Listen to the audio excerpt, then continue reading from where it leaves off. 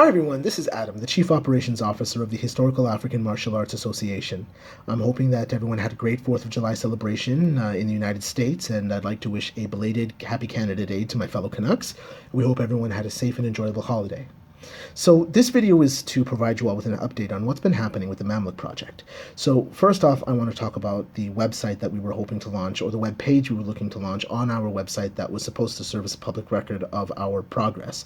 Unfortunately, we weren't able to get it complete due to the deadline that we wanted, but this is largely because I was having some issues. I am in the process of moving, and so it's a bit difficult to pack all of my worldly possessions while building content for a web page. So we are working as quickly as we can to get that together, and as soon as it is up and ready, we will make sure that everyone sees it and it will look lovely and all of that good stuff.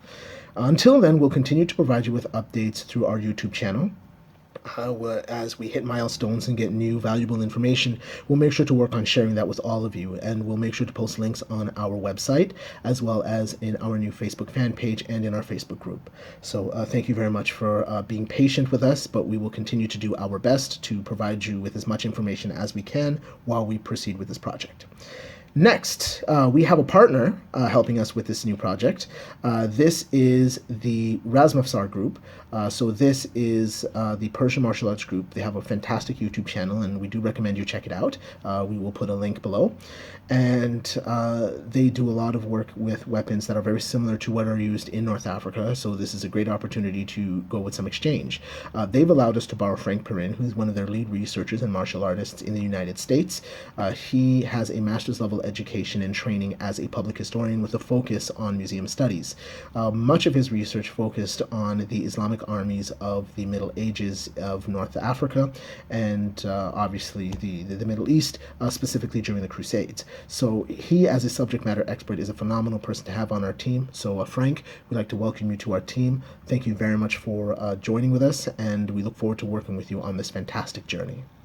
Lastly, we have some updates on the translation. So, if you remember in our last video, we talked about training to ride the horse, specifically that it was discussing that you need to learn to ride bareback first, you need to go through your patterns, develop the sensitivity, and be able to ride the horse in any type of scenario. So now we're into exactly how you should ride that horse bareback. So what we're going to start with is how you should be sitting on the horse. This is really important because the Faris, or the knight, the Mamluk warrior, even though they were slave soldiers, were representative of the Sultan and the Sultan's prestige and power, and so they had to look a certain way while they were riding. In the book, it refers to it as how God made you. This means sitting up straight, shoulders back, head held high, looking strong, noble, and vital. It also talks about how a horse should be driven. Specifically, it mentions that you should drive with the heel bone. By heel bone, it means your ankles, not your actual heel. This is important because it also is a demonstration of class. It talks about driving with the heel as a very common low-class way to drive the horse.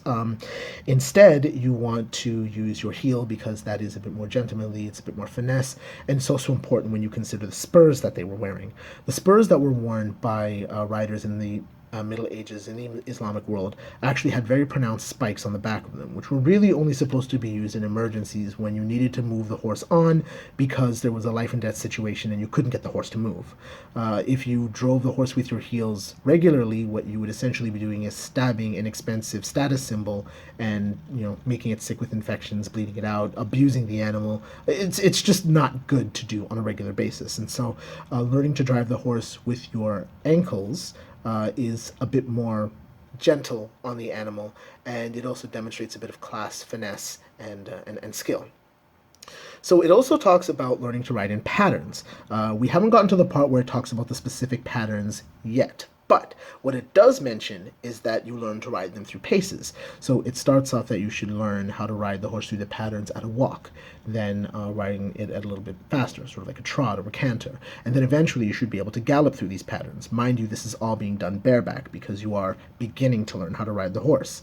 So what we have is a situation where a person learning to ride needs to learn how to sit tall on the horse, to demonstrate their class and power, also to balance in the balance on the back of the animal. They need to drive the horse with finesse and gentleness, using their ankles, and they also need to learn how to ride through the various patterns at various speeds. So this is where we're at right now. We'll continue to provide you with more updates as we get them. We want to thank you again for your support, and from the bottom of our hearts here at the Historical African Martial Arts Association, thank you, and have an absolutely wonderful night.